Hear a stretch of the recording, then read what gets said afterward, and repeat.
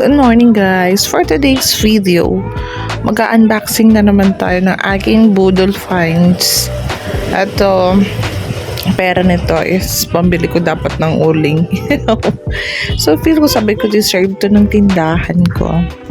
In terms kasi talaga sa mga gamit sa tindahan ko, parang sabi ko deserve ko to. Deserve niya to. Kasi gusto ko maganda yung arrangement ko sa paninda, maganda para mas maganda sa paningin ng mga customer natin. So yan pag open ko, I'm a little bit disappointment kasi dapat white yan. So ang pinadala ni seller is black.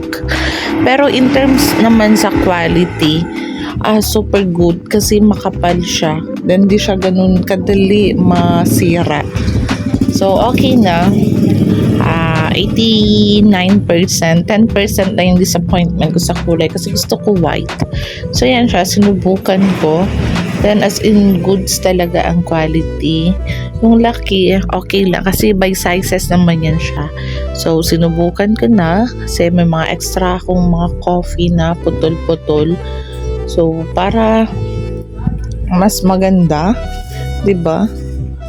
O na lang natin, aking yun na lang talaga ang kuhan ko sa sarili ko sa tindahan ko, yung maganda ang arrangement kasi kapag maganda talaga ang arrangement natin, napakaaliwanas tingnan, napakaganda kahit konting paninda lang yan kung maganda ang pag-display, as in nakakabighani din sa mga customer kasi tsaka yan din ang reflection natin kung burara tayo.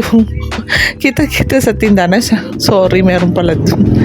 Yan siya. Yan na ang laman pa ng tindahan ngayon.